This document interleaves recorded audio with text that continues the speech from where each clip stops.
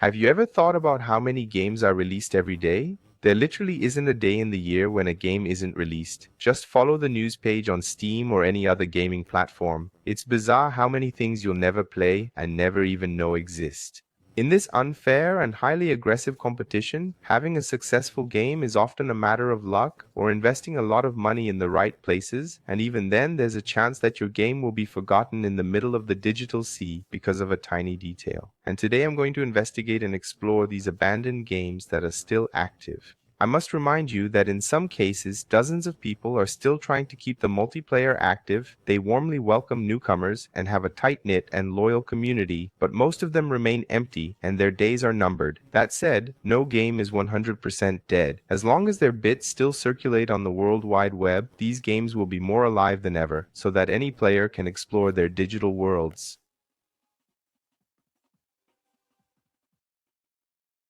To begin with, I wanted to bring you a game that closed its doors in March this year, The Crew. Launched in 1400, the game would have been 10 years old in September. I learned that its servers would be closed forever, and with it the game too, since The Crew is a 100% online open world, and since I had the game in my library and had no idea why, I decided to go in and visit it before it died. The Crew is a car game that has a map that simulates the United States, meaning that although it doesn't have all the cities or everything that exists in the real world, the map itself is quite large. Getting from one city to another really does feel like a road trip. I didn't know what I was going to find in The Crew, but I didn't want to do missions, races, or anything like that. I just wanted to turn off the HUD and drive aimlessly around the map.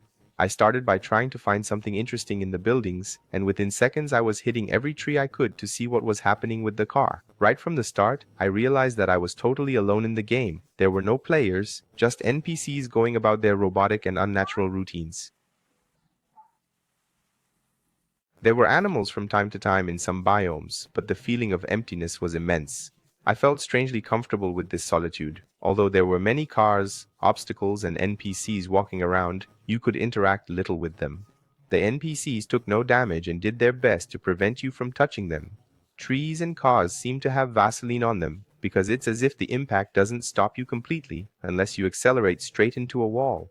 But there's very little interaction with the world. I got back on the road and decided to follow it to see if I could find anything. I did feel like I was on a journey, but I wasn't committed to getting anywhere. I could change my route if I saw something interesting. The Crew piqued my sense of curiosity every now and then with a different building. A DJ in the middle of a frozen lake, a rave in the middle of the desert.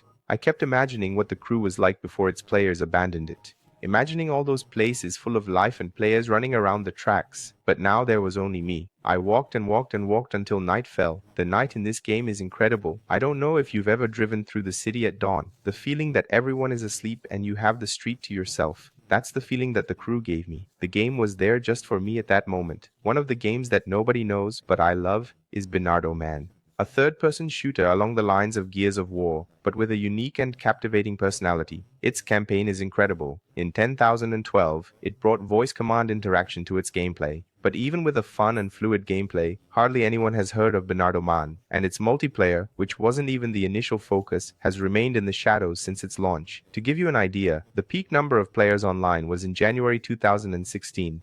There were 1,077 simultaneous players connected. Today, the number is barely 5 simultaneous players. There are two main modes in Bernardo Man's multiplayer. The standard PvP mode, where players face off in the classic modes of deathmatch, domination, and so on, and the invasion mode, which is Gears of War's horde mode. It's impossible to get a PvP match right because you need at least 6 players in the lobby.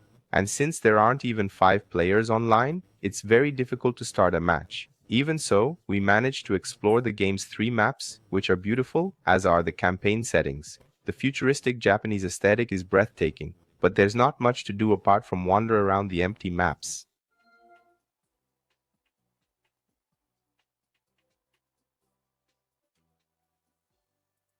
Still in 2012, a few months later, Max Payne III was released. A great success at the time, unlike Bernardo Man. A campaign set in Brazil, fun gameplay, and a dense, heavy story. Everything a middle-aged guy needs. Shooting bad guys in slow motion. The single player is incredible. I can't say enough about it. But the multiplayer is strangely good. The 7th generation of consoles had a habit of adding multiplayer to any game, just to keep up with the market. If Call of Duty had multiplayer and they made a lot of money from it, why not put it in our game? and I feel that Max Payne was like that, just like the games in this genre, Tomb Raider, Last of Us, Spec Ops The Line, among other third-person action titles. However, Max Payne has a special place in my heart. Its multiplayer is centered around standard PvP modes, with battles for up to 16 players. You have skins, different characters, and you can even choose the weapons you carry, as well as perks and grenades. Very straightforward.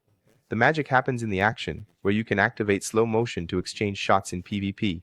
I didn't think I'd find anyone playing Max Payne, but I bumped into some sick guys who kept killing me non-stop for half an hour. Seriously, the few players there are sick. I was practically beaten 17-3 in the first game I played, but apart from the beating I took, the proposal is interesting. And if the servers were well populated, it would be extremely cool to see 16 players killing each other in the arenas. Max Payne is the kind of game that shines when there are hundreds of bullets flying across the sea.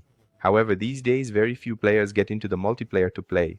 During my attempts, I found up to 6 simultaneous players by some miracle, which is better than nothing, isn't it?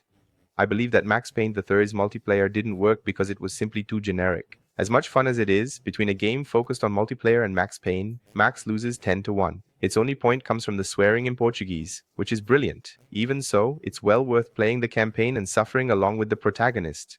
At a time when Call of Duty Battlefield dominated the market, Homefront was a gamble by Chaos Studios in 1911. Its single player is incredible and it has a great story about dictatorships and revolutions, but you can see that the guys put a lot of effort into the multiplayer. Following the shooter formula, here you choose a class, land on a map that's quite large, and can use vehicles to get around, and shoot everything in front of you to take the objectives.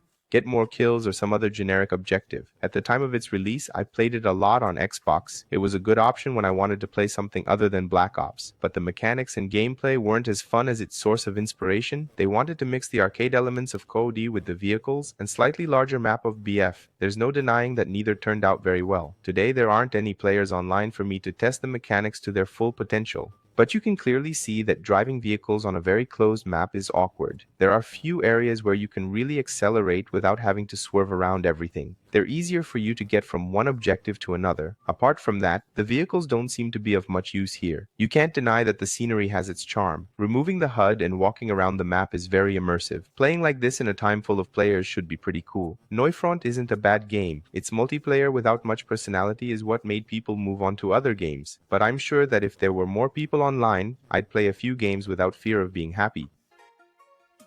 There are many more games abandoned by the community. It's almost impossible to cover them all here. I intend to keep exploring and bringing you my experience. On this journey, I've also found games that I thought were dead, but which actually have an active and loyal community. That got me thinking about another series for the channel about old games that are still active. Here, I really wanted to feature games that have almost no players, unlike BioShock, for example, which has an active community populating the game. I really hope you enjoyed the video. If you know of any other games that have been abandoned, leave them in the comments so I can explore them too. I really appreciate your readership and attention. I'm Floros, and I'll see you next time.